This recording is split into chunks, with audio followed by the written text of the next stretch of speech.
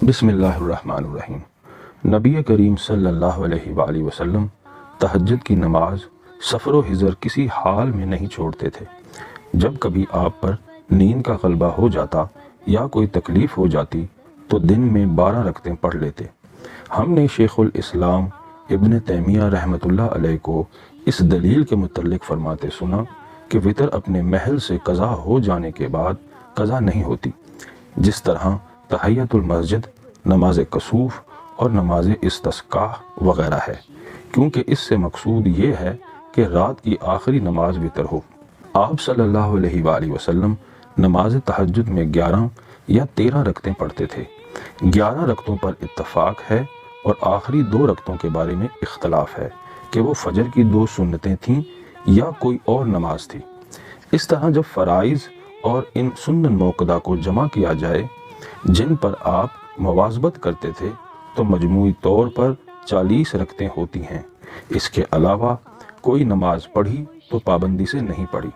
لہٰذا ہر مسلمان کو چاہیے کہ وہ تا حیات اس طرح معمول رکھے، اس لیے کہ جو شخص دن اور رات میں 40 مرتبہ دروازہ کھٹکھٹاتا ہے تو ظاہر ہے کہ اس کی بات کس قدر جلد سن لی جائے گی۔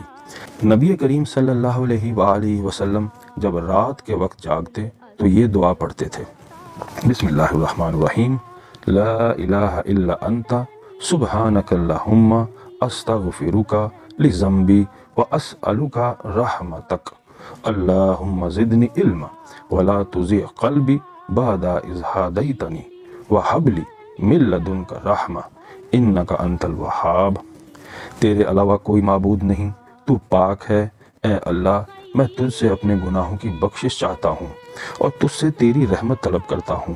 اے اللہ، میرے علم میں اضافہ فرما اور ہدایت کے بعد میرے دل کو ٹیڑھا نہ کر، مجھ کو اپنی رحمت سے نواز، تو بہت نوازنے والا ہے۔ جب آپ سو کر اٹھتے تو یہ دعا پڑھتے: الحمدللہ الذی احیانا بعد ما اماتنا والیہ النشور۔ تمام تعریفیں اس اللہ کے لیے ہیں جس نے ہم کو موت یعنی نیند کے بعد زندگی عطا کی اور اسی کے پاس جمع ہونا ہے۔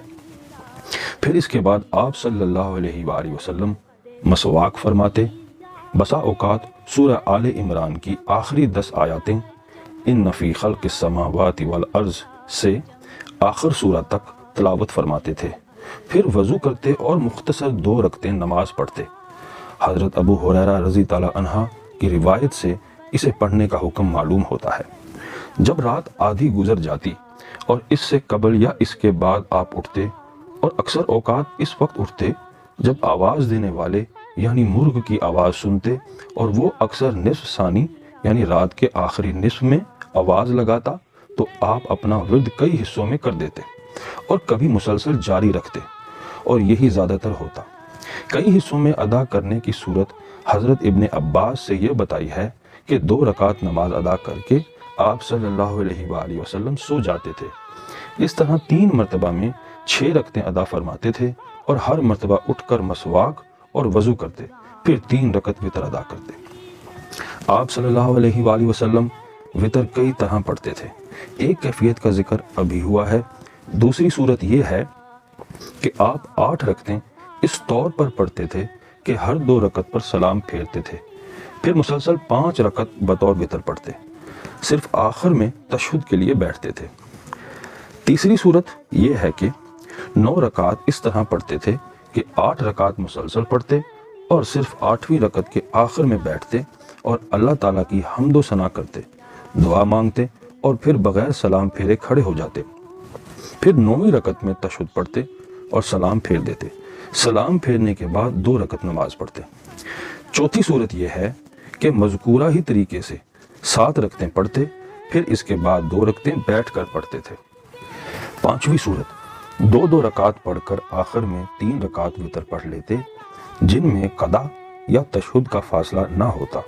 اس کو امام احمد نے حضرت عائشہ رضی اللہ عنہا سے روایت کیا ہے کہ نبی کریم صلی اللہ علیہ وآلہ وسلم 3 رکعت وتر پڑھتے تھے اور ان کے درمیان وقفہ نہیں کرتے تھے۔ تاہم یہ روایت محل نظر ہے، کیونکہ صحیح ابن حبان میں ابو ہریرہ رضی اللہ عنہ سے مرفوع روایت ہے کہ 3 رکعت وتر نہ پڑھو، 5 یا 7 پڑھو، وطر کو مغرب کی نماز کے مشابہ نہ بناؤ۔ امام دار قطنی نے یہ کہا ہے کہ اس روایت کے سارے راوی سکہ ہیں۔ حرب کہتے ہیں کہ امام احمد سے وطر کے متعلق پوچھا گیا تو انہوں نے فرمایا 2 رکعت پڑھ کر سلام پھیر دے، اگر سلام نہ پھیر سکا تو میرا خیال ہے کہ کوئی نقصان دہ بات نہیں ہے، لیکن سلام پھیرنا نبی صلی اللہ علیہ وآلہ وسلم سے زیادہ مستند طریقے سے ثابت ہے۔ ابو طالب کی روایت میں ایک قول مذکور ہے کہ زیادہ قوی روایت 1 رکعت والی ہے اور میں اسی کا قائل ہوں۔ چھٹی صورت، جیسا کہ امام نسائی رحمۃ اللہ علیہ نے حضرت حذیفہ رضی اللہ عنہ سے روایت کیا ہے کہ انہوں نے رمضان میں رسول اللہ صلی اللہ علیہ وآلہ وسلم کے ساتھ نماز پڑھی تو رکوع میں قیام کے بقدر یہ دعا پڑھی، سبحان ربی العظیم۔ اسی حدیث میں ہے کہ آپ نے ابھی 4 رکعتیں پڑھی تھیں کہ حضرت بلال صبح کی نماز کے لیے آپ کو بلانے آ گئے۔ آپ نے رات کے ابتدائی، درمیانی اور آخری حصے میں وطر پڑھی۔ ایک رات قیام میں صبح تک صرف ایک ہی آیت پڑھتے رہ گئے اور وہ یہ تھی، بسم اللہ الرحمن الرحیم، ان تعذبهم فانهم عبادک وان تغفر لهم فانک انت العزیز الحکیم۔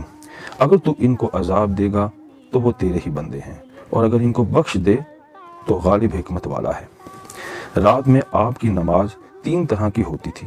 ایک یہ کہ آپ زیادہ تر کھڑے ہو کر نماز پڑھتے تھے، دوسرے بیٹھ کر نماز پڑھتے اور رکوع بھی بیٹھ کر کرتے، تیسرے یہ کہ آپ صلی اللہ علیہ وآلہ وسلم بیٹھ کر نماز پڑھتے اور جب تھوڑی سی قرات باقی رہ جاتی تو کھڑے ہو جاتے اور پھر رکوع فرماتے۔ نبی کریم صلی اللہ علیہ وآلہ وسلم سے یہ بھی ثابت ہے کہ وطر کے بعد کبھی 2 رکعت بیٹھ کر پڑھتے، کبھی بیٹھ کر ہی قرات کرتے اور رکوع کے بعد کھڑے ہو جاتے پھر رکوع کرتے۔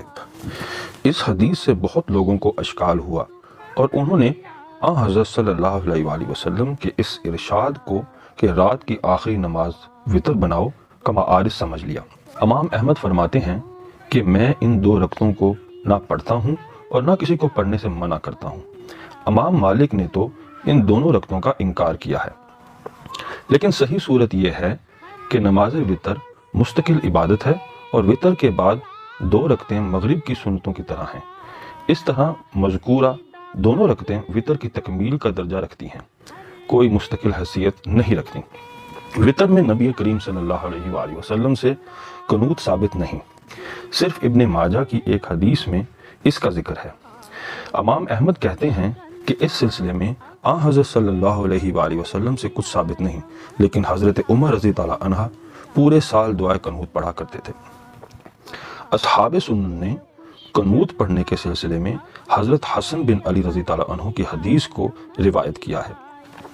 امام ترمذی نے اس حدیث کو حسن کہا ہے اور کہا ہے کہ ہم اس کو ابو الحوارہ الصعدی کے طریقے سے جانتے ہیں۔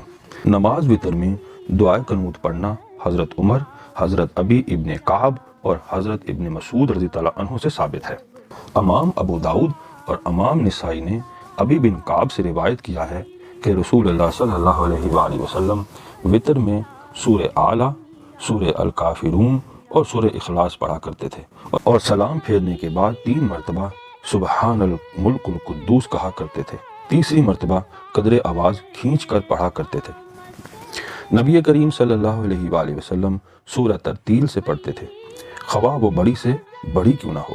قرآن کریم پڑھنے کا مقصد بھی یہ ہے کہ غور و فکر و تدبر سے کام لیا جائے، اس پر عمل کیا جائے اور اس کی تلاوت اس کے مفہوم و معانی کے سمجھنے کا بہترین وسیلہ ہے۔ بعض سلف کا قول ہے کہ قرآن کریم عمل کے لیے نازل کیا گیا ہے، اس لیے اس کی تلاوت کو عمل سمجھو۔ حضرت شعبہ کہتے ہیں کہ ہمیں ابو جمرہ نے بتایا کہ میں نے ابن عباس رضی اللہ عنہ سے عرض کیا کہ میں جلدی پڑھنے کا عادی ہوں اور بسا اوقات ایک رات میں 1 یا 2 قرآن ختم کرتا ہوں۔ ابن عباس نے فرمایا کہ مجھے یہ زیادہ پسند ہے کہ میں ایک سورہ پڑھوں بجائے اس کے کہ جو تم کرتے ہو۔ اگر تم کو تیز ہی پڑھنا ہے تو اس طرح پڑھو کہ کان سن سکیں اور دل یاد کر سکے۔ حضرت علقمہ نے حضرت ابن مسعود کے سامنے تلاوت فرمائی تو انہوں نے فرمایا کہ میرے ماں باپ تم پر قربان ہوں، ترتیل سے پڑھو کیونکہ یہ قرآن مجید کی زینت ہے۔ نیز حضرت عبداللہ ابن مسعود فرماتے ہیں کہ قرآن کو شعر کی طرح نہ پڑھا جائے اور نہ فضول کلام کی طرح پڑھو، بلکہ اس کو پڑھتے وقت اس کے عجائب پر ٹھہرو، اس کے ذریعے دلوں کو حرکت دو اور دھیان محض سورہ کو جلد ختم کر دینے پر نہ لگا ہو۔ مزید فرماتے ہیں جب تم سنو کہ اللہ تعالیٰ یہ فرما رہا ہے یا ایھا الذین آمنو، یعنی اے ایمان والو، تو تم سراپا گوش ہو جاؤ، کیونکہ یا تو تمہیں نیکی کا حکم دیا جائے گا یا برائی سے منع کیا جائے گا۔ حضرت عبد الرحمن بن ابی لیلہ فرماتے ہیں کہ ایک عورت میرے پاس آئی، میں اس وقت سورہ ہود پڑھ رہا تھا۔ وہ کہنے لگی، اے عبد الرحمن، تو اس طرح سورہ ہود پڑھ رہا ہے؟ بخدا میں اسے 6 مہینے سے پڑھ رہی ہوں لیکن ابھی تک اسے ختم نہیں کر سکی ہوں۔ رسول اللہ صلی اللہ علیہ وآلہ وسلم تہجد کی نماز میں کبھی آہستہ سے تلاوت فرماتے تھے اور کبھی بآواز بلند، دونوں طرح قرأت فرماتے تھے، اور قیام کبھی مختصر کرتے تھے اور کبھی طویل۔ نفل نمازیں حالت سفر میں دن ہو یا رات سواری پر بیٹھ کر پڑھ لیتے تھے، خواہ اس کا رخ جس طرف ہو۔ رکوع اور سجدہ اشارے سے کرتے تھے اور سجدہ رکوع سے زیادہ جھک کر کرتے تھے۔